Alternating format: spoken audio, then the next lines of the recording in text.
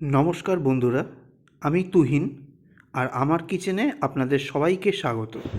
আজকে আপনাদের জন্য নিয়ে এসেছি একটা স্পেশাল আমের আচার রেসিপি। সেটা হলো ইনস্ট্যান্ট আমের আচার, চটজলদি আমের আচার। না দিতে হবে রোদে, না রাখতে হবে ফ্রিজে, বানাবেন আর খাবেন। যে কোনো রুটি, পরোটা, খিচুড়ি বা যে কোনো সাইড ডিশে একদম পারফেক্ট। এতটাই ভালো সুস্বাদু খেতে হয় বলে বোঝাতে পারবো না। প্রতি বছর আমি এই রেসিপিটা বানিয়ে খাই, দারুণ লাগে খেতে। কাঁচা আমের গন্ধর সঙ্গে অপূর্ব স্বাদের মশলা। চলুন সেই রেসিপিটা কী সেটা আপনাদেরকে আজকে দেখিয়ে দিই। তবে বলে রাখি, অলরেডি কিন্তু অনেক আমের আচার আমার চ্যানেলে দেওয়া আছে, সেটা আপনারা দেখে নিতে পারেন। আমের ইনস্ট্যান্ট আচার বানানোর জন্য প্রথমে নিয়ে নিয়েছি 3টে আম। প্রথমেই জল দিয়ে ধোয়ার জন্য আমি জলে ভিজিয়ে রেখেছিলাম, যাতে ওপরের যে নোংরাগুলো জমে থাকে যাতে নরম হয়ে যায়। সর্বপ্রথম সেটাকেই কিন্তু আঙুল দিয়ে ডলে ডলে পরিষ্কার করে নিতে হবে, কারণ আমের আচারের মধ্যে যদি কোনোভাবে নোংরা থাকে সেই আমের আচার কিন্তু বেশি দিন টেকে না। এই জিনিসগুলো কিন্তু মাথায় রাখবেন। ভালো করে ডলে ডলে জল দিয়ে ধুয়ে নিতে হবে। তার আগে ঘণ্টাখানেক কিন্তু এই জলের মধ্যে ডুবিয়ে রাখবেন, যাতে আমের গায়ের কষ বা কোনো নোংরা সেটা নরম হয়ে যায়।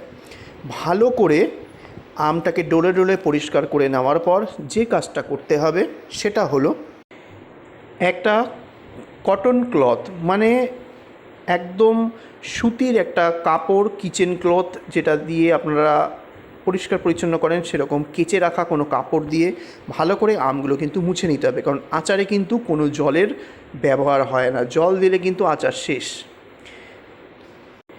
আমগুলো আমি ভালো করে ধুয়ে মুছে নিয়েছি। এইবার কেটে নেওয়ার পালা। কিভাবে কাটছি সেটা ভালো করে ফলো করুন ভিডিওতে।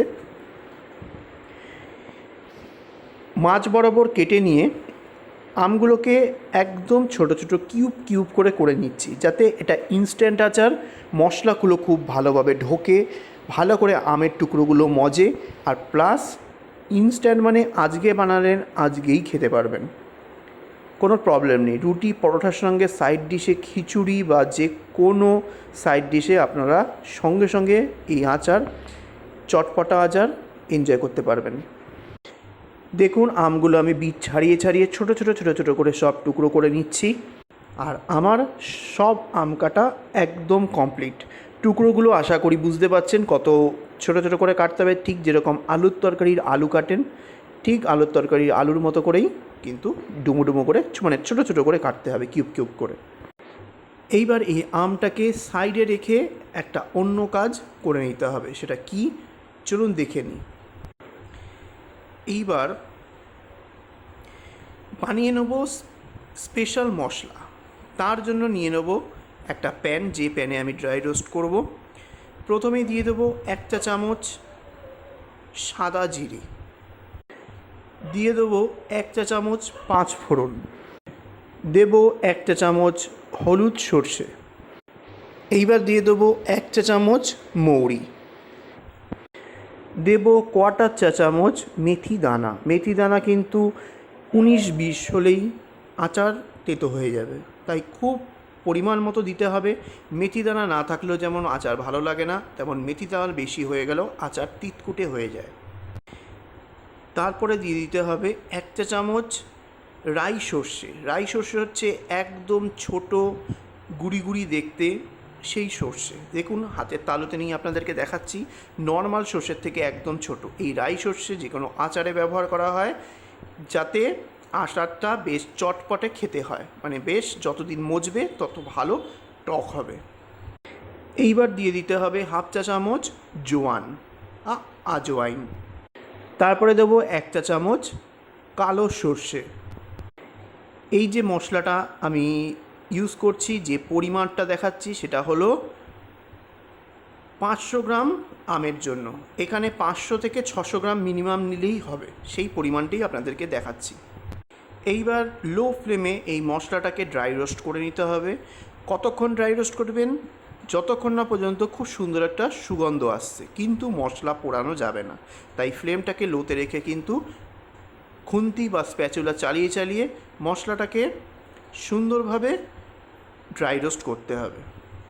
দেখুন আমার ড্রাই রোস্ট করা হয়ে গেছে, খুব সুন্দর একটা গন্ধ বেরোচ্ছে সব মশলার। এইবার ফ্লেমটা অফ করে দিয়ে এইবার একটা পাত্রের মধ্যে এই মশলাটাকে দিয়ে দেবো আর একটুখানি ছড়িয়ে দিতে হবে স্প্যাচুলার সাহায্যে, আর এটাকে ঠান্ডা হওয়া অবধি অপেক্ষা করতে হবে। দেখুন ঠিক 15 মিনিট বাদে ফিরে এসেছি, মশলাগুলো ঠান্ডা হয়ে গেছে। এইবার একটা গ্রাইন্ডারের মধ্যে এই মশলাগুলো আমি ঢেলে নেব। ঢেলে এইবার এটাকে ড্রাই গ্রাইন্ড করে নেব। ড্রাই গ্রাইন্ড কতটা করবেন? কোর্সলি গ্রাইন্ড করবেন।